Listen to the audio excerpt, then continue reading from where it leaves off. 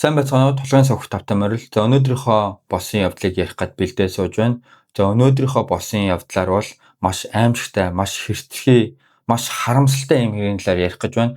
За энэхүү хэргийг жирэмсэн эхчүүд, нэраа биетэй ээжүүд, за сэтгэл санаанд тогтворгүй ийм хүмүүс битээ үзээсэй гэж зөвлөж байна. Та бүхэн яг одоо гараад өгөөрэй. Үнэхээр үзмээр байгаа бол сэтгэл зүгээ тогтворжуулаад үзээрэй гэж зөвлөх байна. За тэгээд энэ хэрэг нь болохоор хэдхэн жилийн өмнө болсон 2022 онд болсон ийм хэрэг байгаа. За тэгээд хэдүүлээ хэрэгтэй орцгоё. За энэхүү хэрэг нь 2022 оны 12 сарын 14-ний оройн 7 цаг 40 минутанд нэгэн эмэгтэй хүүхдээ тэвэрсээр яаралтай түргэн тусламжийн эмнэлэгт хурж ирснээр эхэлдэг. Эмчнэр хамгийн түрүүнд хүүхдийн царайг харахад л шууд нөхцөл байдал эвгүүцсэн болохыг ойлгож бүгд л сандралж эхэлдэг. Хүүхдийн арсны өнгө цонхиж цайрсан нүд хүртэл хөдлөхгүй байсан байваа. За хүүхдийн хувцсыг тайлаад эмнэлгийн орон дээр гаргахад тухайн эмнэлгийн эмч сувлагч бүх ажилчид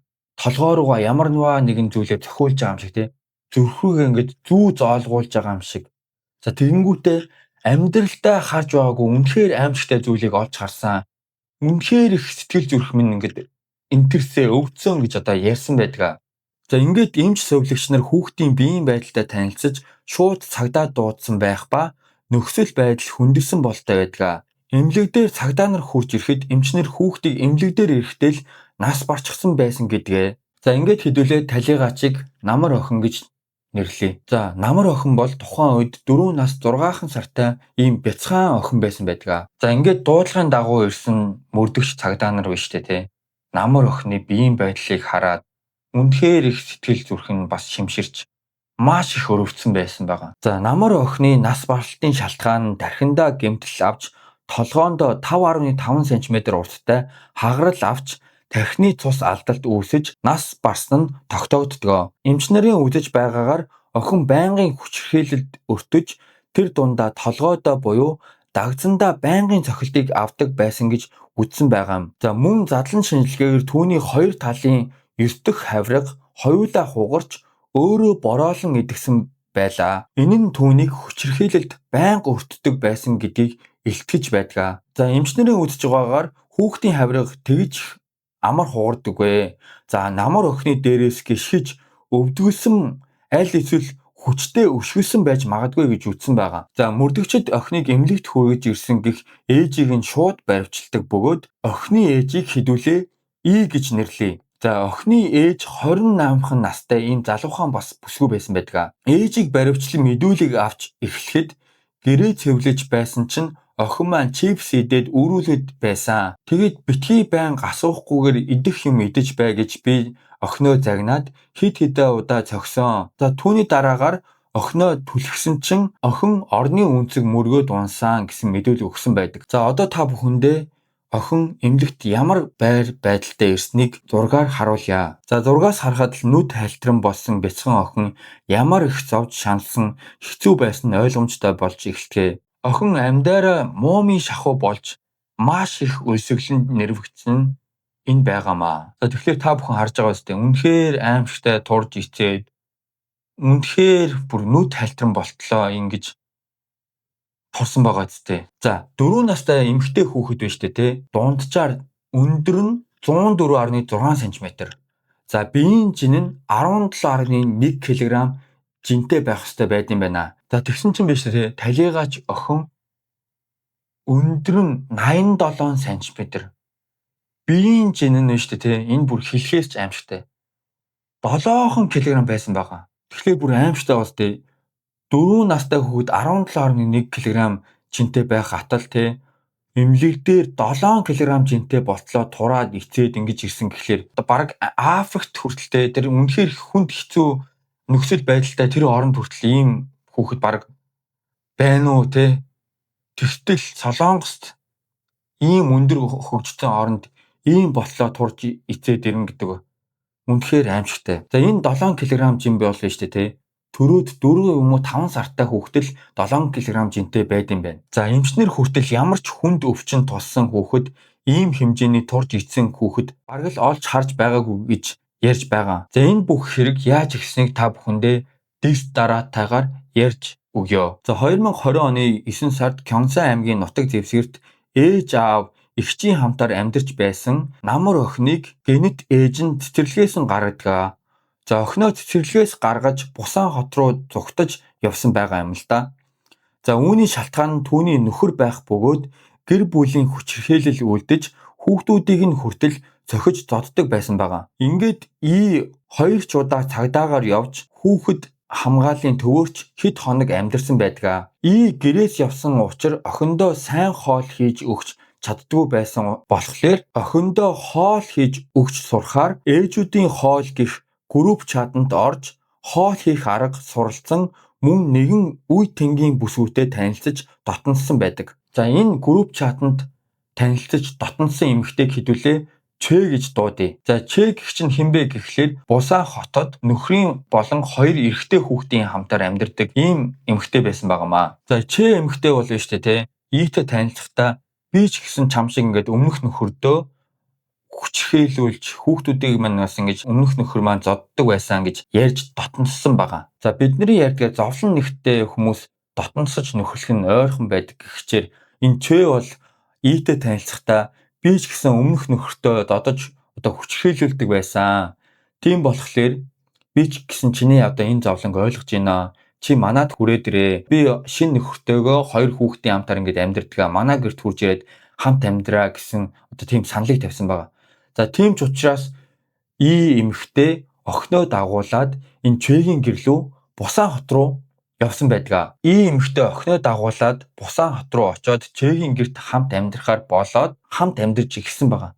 За тэгсэн чинь анхандаа бол Чэ охин болон ээж хоёрт бол маш амар сайн хандаал байнгын хоол унд өгөөл амар гэл ингээл аимшигтай л сайн ханддаг байсан байгаа. Төд удалгүй ийч зөөгчийн ажил хийгээд охиноо энэ Чэд даатгаад гэртэн даатгаад үлдээдэг болсон байгаамаа. За ингээд эзгүй хойгоорч гисэн Чэ охиныг нь сайн хараад хоол унд сайн өгөөд сайн ханддаг байсан ийм эмэгтэй байсан байгаа. За ингэж сайн ханддаг байсан гэх тэр гэрээс ирэхдээ намар охин яахлаар ингэж эцэж тураад бүр ийм баг муумын шахуу болтлоо турсан байдаг үлээ. Энэ хэргийн цаана маш том учир шалтгаанууд нуугдаж байсан байгаамаа. За түүний шалтгаан бол өдөрт хуурай сүнээс нэгэн халбыг усанд найруулад дээрээс нь будаа хаяж сүйтэй будаа маягийн намар охинд өгдөг байсан байгаа. За мэрэгжилтнүүдийн ярьж байгаагаар болно шүү дээ. 4 настай эмэгтэй хүүхэд өдөрт авах хоолны илчлэг нь 1200-аас 1500 ккал илчлэг авах ёстой байсан. Тэгсэн чинь намар охин бол штэ өдөрт 200 ккал илчлэг л авдаг байсан гэж тогтоогдсон байгаа. За тэгэхээр штэ энэ 200 ккал хоолны илчлэг байна штэ.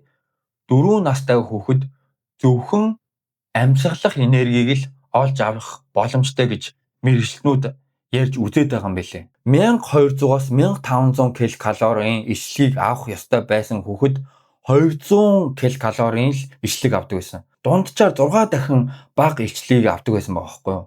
Бодоо ийм аяганд бүлийн усан дээр хуурай суу нэг халбыг хийгээд тэгээ будаа холиод өгдөг байсан байгаа байхгүй юу? Үнэхээр санаанд багтамгүй байгаа зү тэ. 4 настай хүүхэд тэгж аимшигтай хандна гэдэг. За 6-наас харуул өдөрт иймэрхүү хэмжээний хоол идэх ёстой байтал сүйтэй будаал ганцхан жижиг аягаар иддэг байсан байгаа. За мөрдөгч хамтран амьдрагч гэх Чэ эмэгтэйг дуудаж намар охины талаар асуухад манай гэрийн хүнснээс хулгайлж юм иддэг байсан. Тэгээд би хаяа загнаж хаяа гар хүрэгч тохиол бол байсан. Охины ээжэд охин чин юм хулгайлж идээд байна гэхэд би охиноо өөрөө мэдий битгий хоол унд өг гэж хэлсэн. Тэрнээс хойш намар охинд би хоол өгөхөө болсон гэх мэдүүлэг өгсөн байгаа. Харин хөршүүдийн мэдүүлгээр эмэгтэй шүн болохоор л гэрээсээ гарч явдаг. Охин нь ганцаараа үлддэг байсан байх гэх мэдүүлгийг өгдгөө. Хэрэг гардаг өдөрч бас шөнөөр ажилдаа яваад өөрийн 4 цагт гэртээ ирж өглөө 11 цагт охиноо загнаж түлхэн унгаахад охин орны үнцэг мөргөж унсан. Тэгээд унтаад өгөх шиг болохоор нь оронд нь хэвтүүлээд нэг мэтгэд охин маань амьсгаагүй болж оройн 6 цагийн үед эмнэлэг авч явъя гэж шийдээд эмнэлэгт ирсэн гэсэн байгаа. Охиныг түлхэж унгаасан цаг бол өглөөний 11 цаг. За тэгээд тэрнээс хойш юм ухаангүй байсан гэж байгаа байхгүй юу? За тэгээд бүхэл бүтэн орой 6 хүртэл те охиныг эмнэлэгт хүргэлгүйгээр ингээд аюултай нөхцөл байдал байлгаад ирсэн байгаа байхгүй. За нөгөө хөшүүдийн мэдээлэл байгаа шүү дээ. Охины ээж ингээд шүн болохоор л гараж явдаг ямар нэг ажил хийх юм шиг байлаа гэсэн мэдээлэл байдаг те. Тэгсэн чинь энийг эмэгтэйчүүдийн эрхийг хамгаалах төвөөс олж тогтоосон байгаа. За энэ учир шалтгаан нь юу байсан бэ гэхлээр байж тээ. Биеэ үнэлдэг байсан байгаамаа. За яагаад биеэ үнсэн бас маш том шалтгаантай. Бусаа хотод дуудаж авчираад өөрийнхөө гэрт амьдруулж байсан нөгөө Ч эмэгтэй байгаа шүү дээ. Ч эмэгтэй Игийн утсанд аппликейшн суулгаж өнгөтэй биеийг нь хүчээр үнэлүүлж эхэлсэн байгаа. За энэ Игийн биеийг үнэлүүлж эхэлсэн цаг хугацаа бол шүү дээ. 2021 оны 6 сарын 2-ны өдрөөс эхэлсэн байгаа. Ийхүү бүсгүй энэ өдрөөс ахуулан хэрэг гардаг өдөр хүртэл буюу 1 жил 6 сарын турш өдөр болгон шахуу ажиллаж биеэ үнэлж байсан байгаа. За ингээд энэ биеэ үнэлэлтийг нь цагдаагийн газраас тодруулж шалгаж ирсэн байгаамаа. За цагдаагийн газраас тодруулж шалгахад энэ бүх хугацаанд хамгийн багадаа гэж байгаа шүү. Хамгийн багадаа 1574 удаа биеэ үнэлсэн. За тэгэд хамгийн багадаа 130 сая 750 мянган воны орлогыг олсон гэсэн төлөвийг тогтоож чадсан байгаа. Жил 6 сарын дотор 1574 удаа хамгийн багадаа биеэ үнэлж 130 сая 750 мянгаыг одоо ингэж олсон гэхлээр үнэхээр их мөнгө олсон байгаа шүү дээ. За тэгсэн чинь хүүхэд нь ямар ч хоол идээгүй, үлсгэлэн нэрвэгдсэн ийм амьжтай дүр зурагтай байж идэг. Тэгэд энэ их мөнгийг хүүхэдтэй зарцуулгүй яг энэ их мөнгө хайшаа явцсан бол энэний ард бас дахиад л маш том шалтгаан бий. Та бүхэндээ тэрнийг бас ярьж өгье. За доор хаяж сард 7 сая воныг олдог байсан. За энэ 7 сая вон шүү дээ. Монгол мөнгөөр зүгээр бодоход л сард 15 сая төгрөг олдог байсан байхгүй юу? Солонгос 7 сая воноор биш дээ. Хүүхэдтэй ганц бие эмэгтэй одоо ийм хүн бол үнэхээр хангалттай амьдрна. Бараг хүүхэдтэй гэрийн асрагч авч өгөхүйц одоо хэмжээний ер нь бол мөнгө. Цаана бас хадгаламж үүсгэгч хэмжээний юм боломжтой мөнгө байхгүй юу? Ер нь бол маш их хэмжээний мөнгөө л гэж ойлгоход болно. Тэгэхэд охиндоо мөнгө зарцуулгүй, хоолж авч өгүүлгүй ийм байсан гэхлээр аимшигтай. За эмэгтэйчүүдийн эрхийг хамгаалах төвийн мэргэжилтнүүдийн хэлж байгаагаар өдөрт 3-4 удаа биеэ үнэлдэг байсан. За хэрэг гардаг өдөрт шөнийн 4 цаг хүртэл 4 удаа биеэ үнэлсэн тогтоогдсон. За өдөрт 3-4 удаа биеэ үнэлнэ гэдэг бол маш аимшигтай. Өөрийн байтугай өрөөлөгч авч явах одоо чадваргүй болох боломжтой. Ийм их энергийг одоо зарцуулгаа гэсэн байгаа.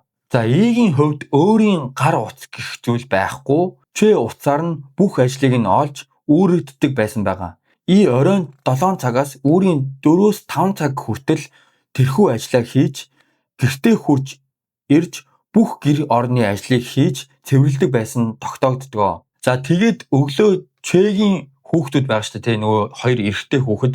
Тэр хоёр эрэгтэй хүүхдийг цэцэрлэгт нь хүргэж өгөх бас ажлыг ингээд гүйцэтгэдэг байсан байгаа. За тэгээд хүүхдүүдийн цэцэрлэгт хүргэж өгчөөд нөгөө нэг өмнөх өдөр нь олсон орлого баг шүү дээ.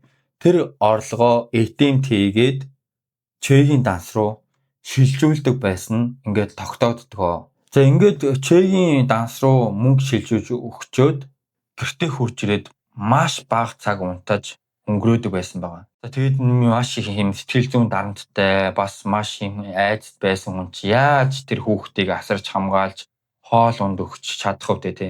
За тэгээд Игийн бүх орлогыг Ч эмэгтэй авдаг байсан ингээд тогтоогддог. Ч биш те. Игээс сард 7-оос 10 сая воныг дунджаар авдаг байсан гэж байгаа байхгүй. За цагдаа нар Игийн дансны үйлдвэрлэлийг нь шалгаад үзсэн чинь тухайн хэрэг гардаг өдөр таксины 8 мянган вонтой байсан гэж боддог maaхан. Гэхдээ сард дунджаар 7 сая воныг олдог хүн дансандаа 8 мянган вонтой байсан гэхлээр за Игийн олж ирсэн энэ их мөнгийг Ч юунд зарцуулдаг байсан бэ гэхлээр биш үү? Өдөрт 3-4 удаа хоол захиалж иддэг заяа. За тэгээд тэр хоол нь биш үү? 5-6 хүний порц. Тэгэж их хоол захиалж иддэг байсан хүмүүс Намар охинд те ийм алгайхын чинээ ийм алгайхын чинээ охинд аяга будаа хүртэл өгөөгүй байсан гэж боддоо маахаа.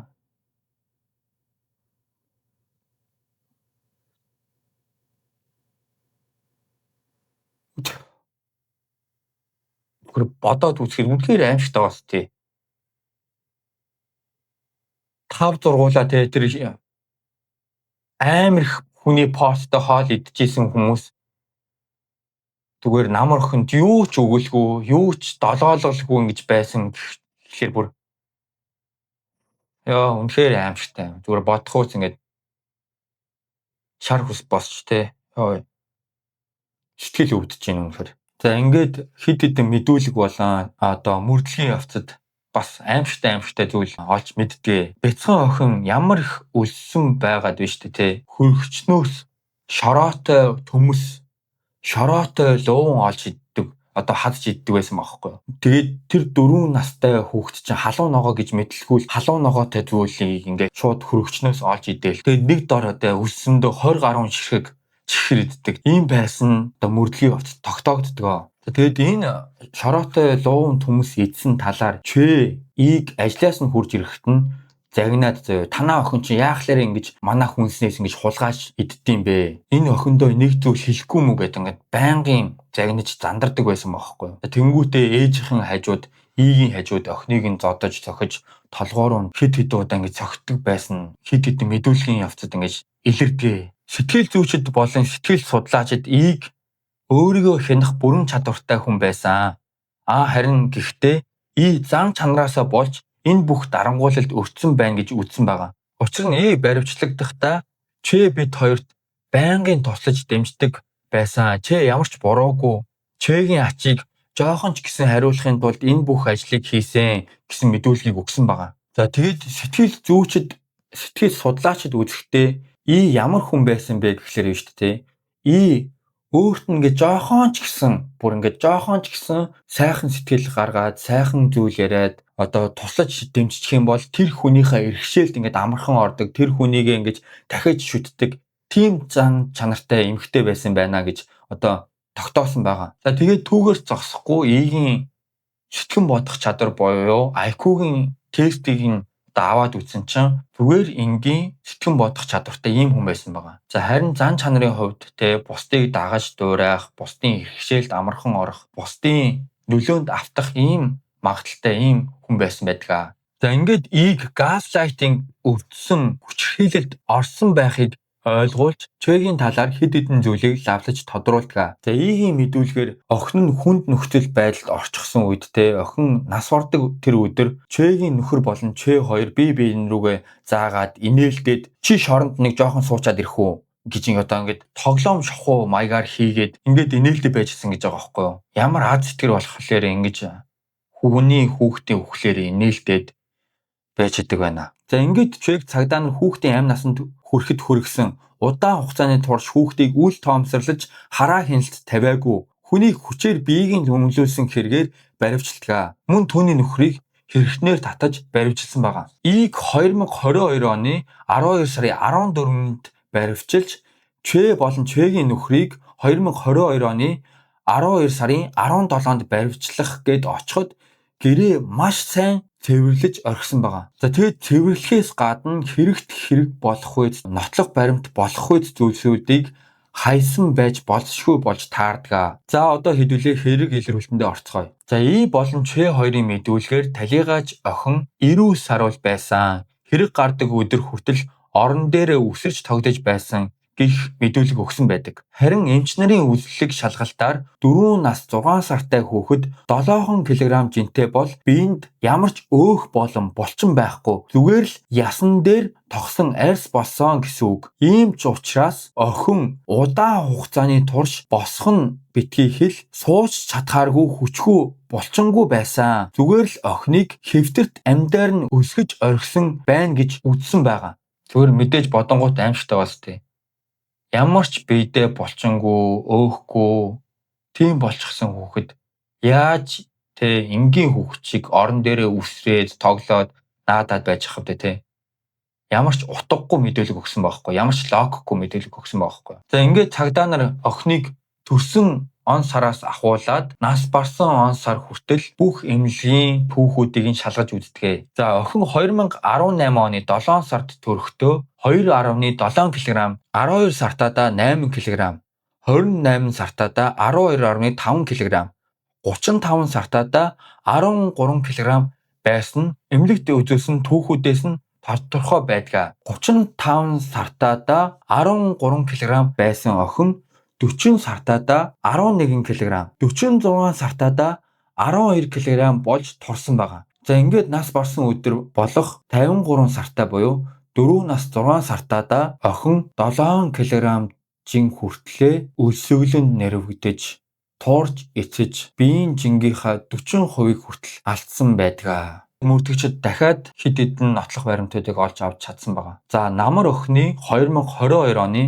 3 сард үзүүлсэн эмнэлгийн түүхээс үзэхэд тархины агшилт үүссэн байна. Тэгээ баг зэргийн тархины агшилт үүссэн байна гэж онцлогдсон байгаа. За ингээд үүнээс 2 сарын дараа буюу 2022 оны 5 сард үзүүлсэн эмнэлгийн түүхээс үзэхэд ноцтой тархины агшилт үүссэн байна гэж онцлогдсон байгаа. Яагаад тархинд агшилт үүсдэг вэ гэхлээр удаан хугацааны тархиндаа гэмтэл авах, цохилт авах, дөргөө авах ийм учир шалтгаанаас тархины агшилт үүсдэг юм байна. За ялангуяа шүү дээ. Боксийн тамирчид, тулааны тамирчид тархинд агшилт үүсэж эмнэлэгт үзүүлэх нь маш их элбэг байд юм байна. Гэтэл биш дээ. Дөрвөн настай намар охинд яах лээрээ тархины агшилт үүсэж ийм амар байдалд хүрсэн байд юм болоо. За эмчнэрийн үзэж байгаагаар тархины агшилтаас болж охин өөрөө хөдлөх чадвараа алдаж, хоолч сайн идэж чадахгүйд хүрсэн учраас өдөрт нэг аяга сүйтэй будаа аманд нь халбагдаж өгдөг байсан байх гэж үздэг. За тэгэд охиныг яагаад эмнэлэгт 5 сараас хойш дахиж очиж үзүүлээгүй вэ гэхлээр нөгөөх л ид охин чинь удахгүй зүгээр болчихноо. Эмнэлэгт очиж үзүүлэх хэрэггүй гэх шалтгаануудаар ийг ятгаж үнэмшүүлсэн байгаа. За тэгэд ий ч гэсэн чэгийн иргэшээлд орсон ч байсан учраас ч юм уу охиноо эмнэлэгт үзүүлээгүй байсан байгаамаа. Үнэхээр харамсалтай энэ хэрэг. Үнэхээр аимшигтай. 21-р зуунд ялангуяа ийм өндөр хөгжсөн оронд ингэж их үлсэж, ингэж их зовлонг мэдэрч нас барна гэдэг бол за ингээд олон сарын турш тарчилж, өлсгөлөнд нэрвэгдэж, хүчирхийлэлд өртөж байсан намар охин 4 нас 6 сартаадаа энэ их тамийн амьдралаас явсан байдаг. За шүүхээс бол ээж болох ид 35 жилийн ял оноож, за нөгөө нэг хараал идсэн чэд 20 жилийн ял оноосон байдаг. За мөн чэгийн нөхөрт шүүхээс 3 жил хорих ял болон 4 жилийн тэнсэн харгалзах ялыг ингээд оноодгоо.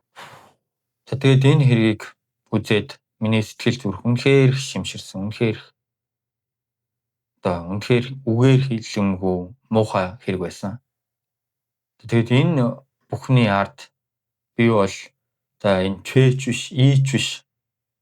Ялангуяа би энэ охины аав, төрсөн аавд нь буруу өгмөр байгаа. Би гэхдээ төрсөн аавыг нь яг ямар хүн байсан судалж мэдээгүй шүү. Гэхдээ энэ олон сар жилийн хугацаанд эхнэр хүүхдээ зориод очоод нэг ууцах ч үгүй охин дээр очих ч үгүй байсан байна гэдэг чи байж боломгүй зүйл үстэй. За хэлэх ч үг болтохгүй байна. Тэгээд энэ хэргийг ингээд өндөрлөе. Тэгээ маахаа энэ хэргийн талаар комент хийрээ. За тэгээд лайк дараарай, subscribe дараарай. За тэгээ маахаа дараагийн хэрэгээр уулзтлаа. Түр баяртай.